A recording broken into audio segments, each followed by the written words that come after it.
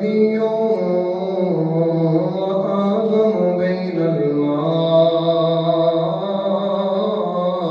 والطين أما بعد فأعوذ بالله من الشيطان الرجيم بسم الله الرحمن الرحيم ثاني اثنين إذ هما في الغار إذ يقول لصاحبه لا تحزن إن الله معنا فأنزل الله سكينته عليه وأيده بجنود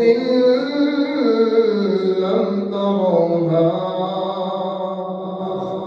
أعوذ بالله صدق الله العظيم إن الله وملائكته يصلون على النبي يا أيها الذين آمنوا صلوا عليه وسلموا تسليما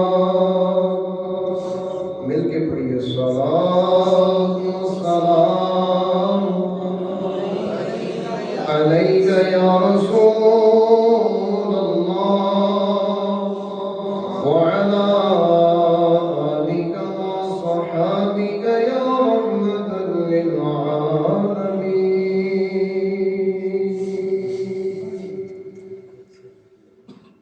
کی نہ کیتا یار نے ایک یار واسطے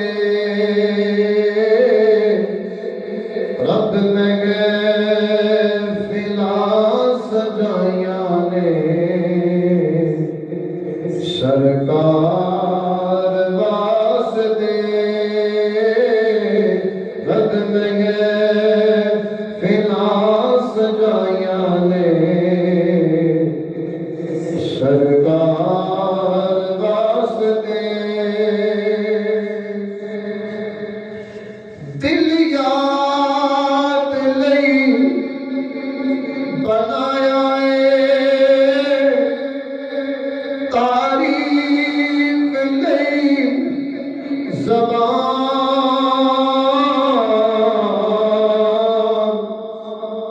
اکھیاں بنایا سونے دے دیدار واسطے اکھیاں بنایا سونے دے دیدار واسطے اللہ جل شانہ کی حمد و ثنا اور اس کے پیارے حبیب علیہ الصلوۃ والسلام کی بارگاہ میں ہدیۃً درود و سلام عرض کرنے کے بعد اللہ جل شانہ کی بارگاہ میں التجا ہے خالق کائنات ہم سب کا مل بیٹھنا اپنی بارگاہ میں قبول فرمائے۔ قرآن مجید فرقان رشید اللہ تعالیٰ کی ایسی عظیم المرتبہ کتاب ہے جس کے اندر اللہ تعالیٰ نے ہر طرح کی رہنمائی رکھی ہے۔ دیکھیں قرآن پڑھنا برکت ہے نا، برکت ہے۔ جس زبان سے پڑھا جائے وہ بابرکت ہے، جس ورق کے اوپر لکھا جائے وہ ورقہ برکت والا، وہ ورقہ برکت والا۔ جس سیاہی سے لکھا جائے وہ بھی باعث برکت ہے، چومنے کے قابل ہے، ورنہ سیاہی کو کوئی چومتا نہیں۔ جس قلم سے لکھا جائے وہ قلم بھی بابرکت ہے، جس زبان پہ آ جائے وہ بھی بابرکت ہے۔ تو دیکھا جائے تو قرآن میں ہے کیا؟ انبیاء کا ذکر اور امام الانبیاء کا ذکر. تو جب قرآن کو لکھنا، پڑھنا، دیکھنا عبادت ہے، تو اللہ والوں کا جہاں ذکر کیا جائے وہاں بھی اللہ کی رحمتیں برکتیں نازل ہو رہی ہیں. کیونکہ قرآن کے اندر جگہ جگہ اللہ تعالیٰ نے اپنے نیک بندوں کا ذکر کیا. سورہ لقمان حکیم، بکریاں چرانے والے، اور ان کا جیسے جیسے بندہ ذکر پڑھتا ہے تو قرآن پڑھنا برکت ہے، ان کا ذکر بھی باعث برکت.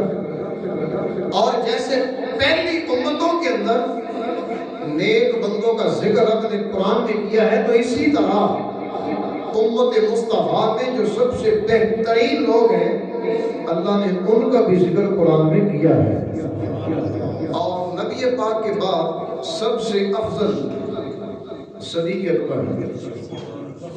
حضور کے بعد سارے علماء اہل سنت کا اتفاق ہے، کسی کا اختلاف نہیں، کسی کو شک نہیں، سب کو یقین ہے کہ نبی پاک علیہ الصلوۃ والسلام کے بعد جس کو اللہ نے مرتبہ دیا ہے کائنات کے اندر ہر لحاظ سے افضل ہیں تو سیدنا صدیق اکبر. آج ان کی نیکیوں کا ذکر کرتے ہیں کہ صدیق اکبر کو نیکیاں کرنے کی توفیق کیسی دی گئی، ان کی نیکیاں کیسی تھیں. نیکی ہوتی ہے ہر وہ کام جس سے اللہ کی رضا حاصل ہو جائے، وہ نیکی ہے. اور ہر وہ کام جس سے اللہ ناراض ہو جائے گناہ ہے، وہ نافرمانی ہے. قرآن میں اللہ تبارک و تعالیٰ ارشاد فرماتا ہے، 5واں پارہ ہے سورۃ النساء، اس کی آیت نمبر 57 بلکہ 59 ایک 59 اللہ رب العزت فرماتا ہے، یا ایھا الذین آمنوا اطیعوا اللہ واطیعوا الرسول واولی الامر منکم فإن تنازعتم فی شیء فردوه إلى الله والرسول. فرمایا اے ایمان والو، اللہ اور اس کے رسول کی اطاعت کرو. اللہ کا بھی حکم مانو، مصطفیٰ کا بھی حکم مانو.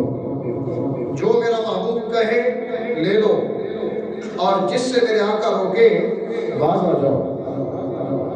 اور جس کا حکم دے تو یقیناً میرے آقا نیکی کا ہی حکم دیتے ہیں. برائی کا کبھی بھی میرے آقا نے نہیں کہا کہ فلاں گناہ کر لو، نہیں، بلکہ میرے آقا نے جب بھی حکم دیا ہے نیک عملوں کا ہی حکم دیا ہے. میرے آقا چاہتے ہیں کہ میرے امتی ستھرے ہو جائیں اور کوئی بندہ بھی جہنم کا ہی نہ بنے، ساری جنت میں جائے. اور جو بندہ نبی پاک کی بات کو مان لیتا ہے، قبول کر لیتا ہے، اس کو انعام کیا ملتا ہے؟ سنو، اسی سورت کی آیت نمبر 69 اس میں اللہ رب العزت فرماتا ہے جو بندہ اطاعت کر لے، فرمایا من یطع اللہ والرسول فاولئک مع الذین انعم اللہ علیہم من النبیین والصدیقین والشہداء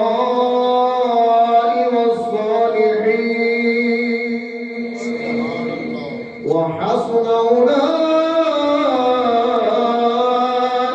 رفيقا.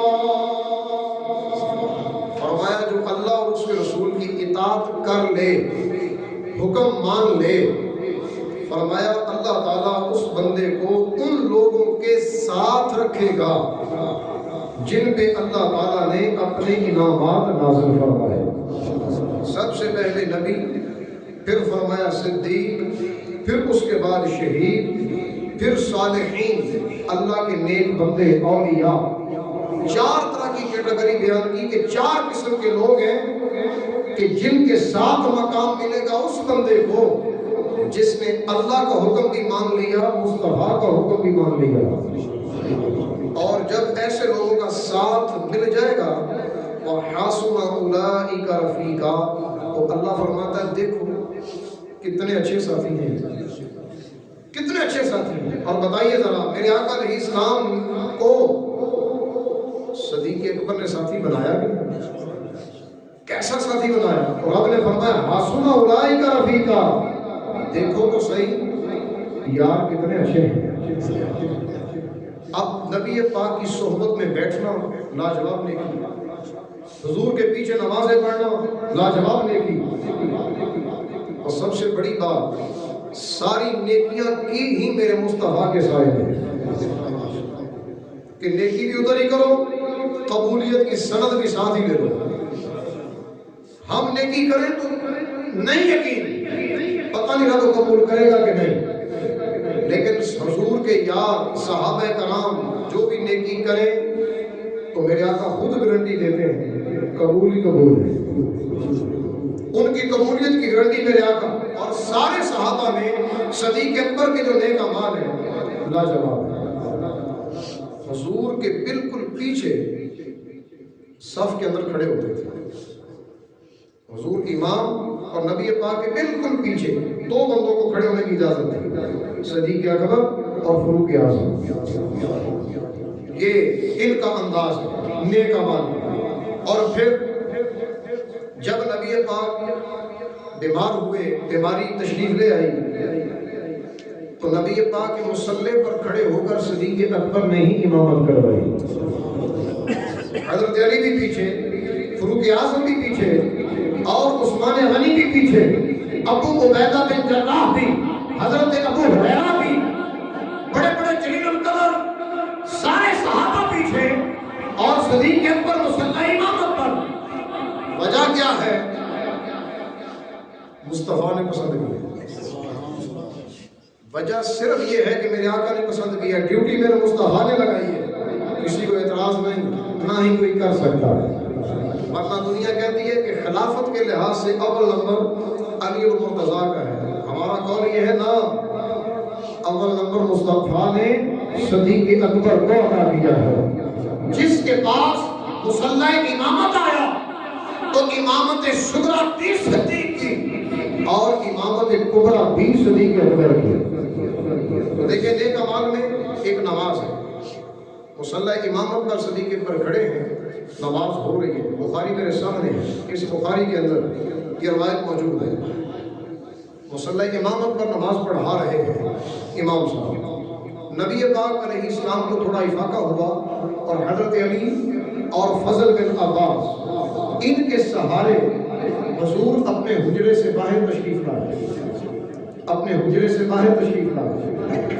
جیسے ہی باہر تشریف لائے تو راوی نے لکھا آج تو دنیا نماز نہیں پڑھتی نا، اور جو پڑھ لیتا ہے وہ میرا خیال احسان ہی کرتا ہے نا، کہ جس نے دو چار نمازیں پڑھنی وہ احسان کر رہا ہے رب پہ. جمعے کی 14 رکعتیں مکمل دو پڑھ کے گھر چلا گیا، عبادت کی یا احسان کیا؟ خود بندہ سوچ لے. فجر ظہر عصر مغرب کی فرائض تو ادا کر لیے، نفل رہ گئے، سنتیں رہ گئی، عبادت کی ہے یا رب پہ احسان کیا؟ خود بندہ اپنی عبادت کا سوچ تو لے. اور ادھر ذرا عبادت دیکھیں کیسی ہے کہ صدیق اکبر کی مصلی امامت پر اور میرے آقا تشریف لا رہے ہیں. سب کے جو بڑے امام، امام الانبیاء نبی پاک علیہ السلام تشریف لا رہے ہیں. حالت یہ ہے اپنے قدموں پر وزن نہیں آتا، قدموں پہ وزن نہیں آتا، اپنے سہارے چل نہیں رہے، سہارا دو بندوں پر، اور حضور کے قدمین شریفین زمین کے ساتھ لگ کر تشریف لا رہے ہیں. یہ ہے میرے آقا کی نماز، نماز کی محبت، نیک عملوں کی چاہت، جو اپنے امتی کو عطا کی اپنے عمل کے ذریعے، اسوہ حسنہ کے ذریعے. دکھاؤ تو صحیح ایسی مثال، اتنی شدت کی بیماری ہو اور پھر بھی جواب کے ساتھ نماز ہو. یہ ادائے مصطفیٰ ہے.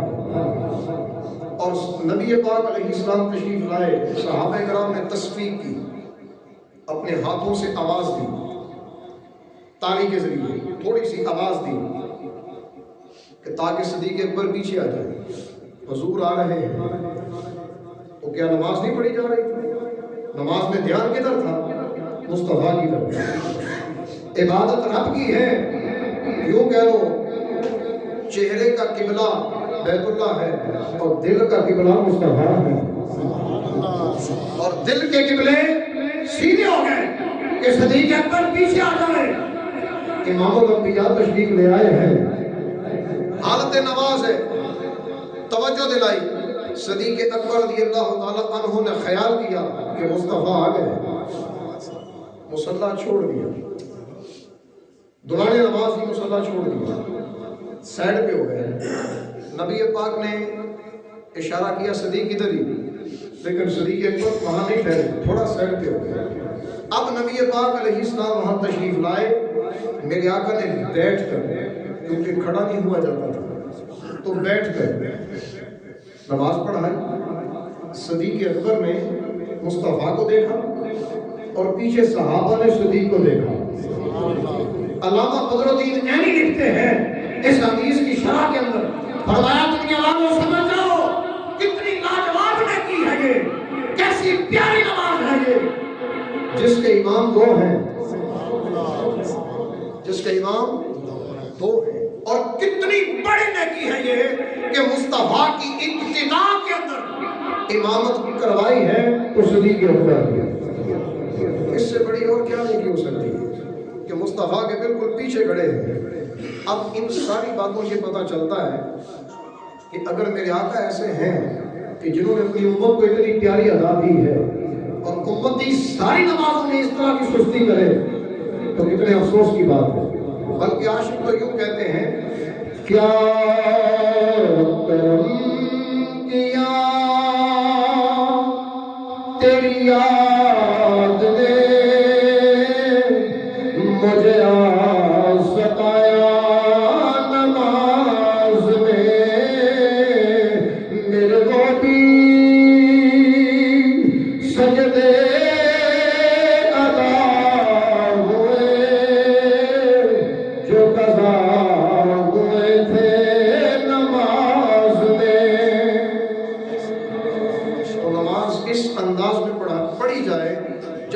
پریشانی تکلیف آ جائے تو سب سے بڑی تکلیف کو یاد کرے کہ میرے آقا کو سب سے زیادہ ستایا گیا، آقا علیہ السلام کو سب سے زیادہ ستایا گیا.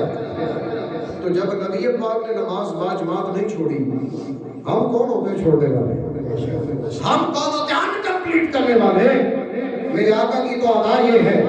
اب نبی پاک علیہ السلام ایک دن، یہ بخاری کی حدیث ہے، حضرت ابو ہریرہ اس کے راوی ہیں، نبی پاک صلی اللہ تعالی علیہ وسلم نے فرمایا، جو بندہ اپنی چیزوں میں سے جوڑا اللہ کی بارگاہ میں خرچ کرے،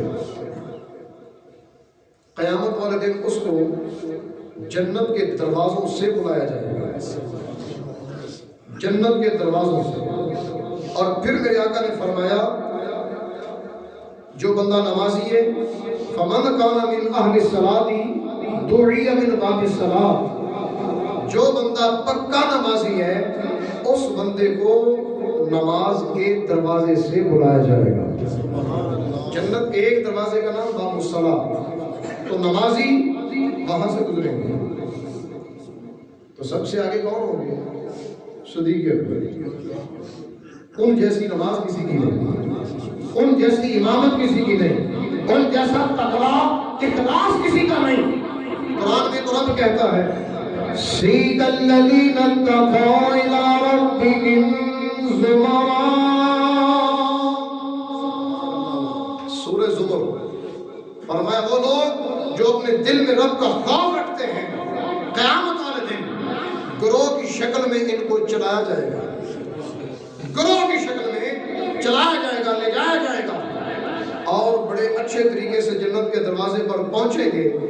جنت کا خازن کہے گا، طبتم فادخلوہا، تم نے بہت اچھے عمل کیے، آؤ پیار سے جنت میں داخل ہو جاؤ. اور ادھر میرے آقا فرما رہے ہیں، نمازی باب الصلاۃ سے، ومن کان من اہل الجہاد، جس بندے نے جہاد کیا، اللہ کی راہ میں جان دے دی، فرمایا اس کو باب الجہاد سے بلایا جائے گا۔ اور جس بندے نے دنیا میں صدقہ دیا، سوچ کر نہیں، بخاری کی ہی حدیث ہے، نبی پاک فرماتے ہیں گن کر نہ دو اللہ کی بارگاہ میں، ورنہ تمہیں بھی گن گن کر ہی دیا جائے گا۔ گن کر نہ دو، بغیر گنتی کے دے دو، جو آیا دے دیا۔ اور یہ مثال 20 صدی کے اکبر میں پوری کی۔ ایک جنگ کے موقع پر نبی پاک علیہ السلام نے فرمایا دین کو آج مال کی ضرورت ہے، کوئی دینا چاہتا ہے؟ صدیق اکبر کے سارا ہی مال پیش کر دیا، گن گن کر نہیں، بغیر گن کے۔ اصل قول مصطفیٰ پہ عمل کیا تو سب سے اعلیٰ صدیق اکبر ہے۔ کیسا پیارا عمل ہے، گن کر نہیں دیا، بغیر گن کے دیا، اتنا دیا کہ گھر میں سوئی بھی نہیں چھوڑی۔ اس لیے میرے آقا علیہ السلام نے صدیق اکبر کو انعام دیا، فرمایا سب کا بدلہ میں نے دے دیا، سب کا بدلہ دے دیا، صدیق کا بدلہ نہیں دیا، اس کا بدلہ قیامت والے دن مصطفیٰ کا رب دے گا۔ اتنے اعلیٰ عمل کیے صدیق اکبر نے، تو پھر دیکھیں یہاں بھی عمل کیسا ہے۔ میرے آقا فرما رہے ہیں جس نے صدقہ دیا باب الصدقہ سے اس کو بلایا جائے گا۔ اور پھر فرمایا جس نے روزہ رکھا، چاہے رمضان کا ہو چاہے ویسے نفلی روزہ ہو، تو جس نے بھی روزہ رکھا باب الصوم سے اس کو بلایا جائے گا۔ باب الریان اس کا نام ہے، روزے کا دروازہ، وہاں سے بلایا جائے گا۔ نمازی نماز والے دروازے سے، زکوٰۃ دینے والا باب الصدقہ سے، روزہ رکھنے والا باب الریان سے۔ صدیق اکبر بھی اس محفل میں موجود تھے، اور صدیق اکبر یوں ہاتھ کھڑا کیا، کہنے لگے حضور کیا کوئی ایسا بھی ہے یدعا من تلک الابواب من ضرورت، کوئی ایسا ہے جس کو سب دروازوں سے بلایا جائے، ہے کوئی ایسا؟ اب ذرا میرے آقا کا جواب سنیں۔ حضور فرماتے ہیں نعم، جی ہاں، ارجو ان تکون منہم یا ابو بکر، فرمایا ابو بکر میں امید کرتا ہوں کہ تو انہی میں سے ہے۔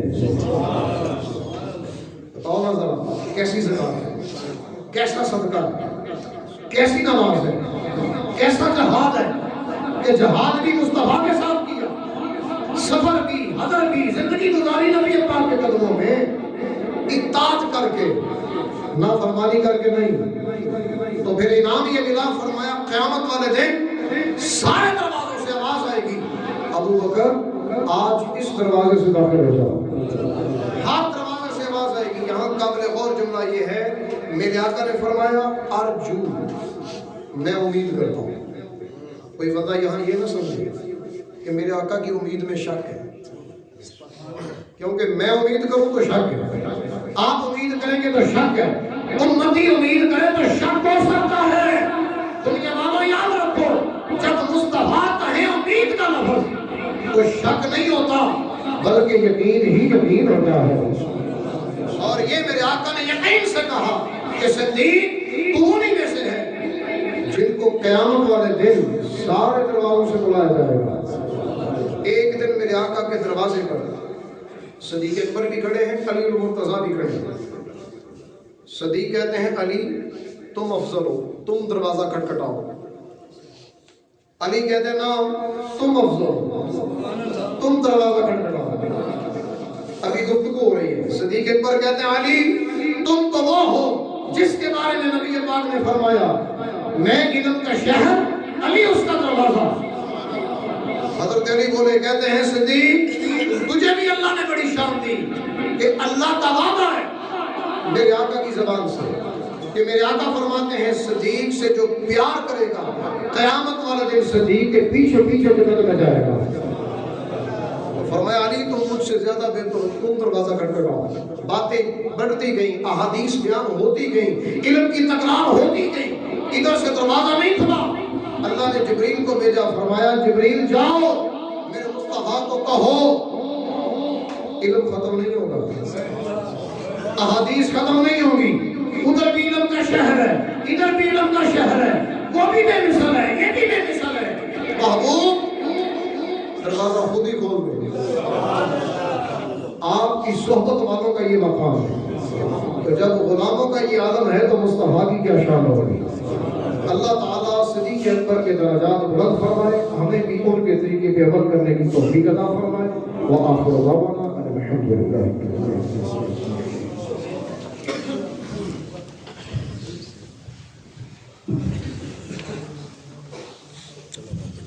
اللہ علیہ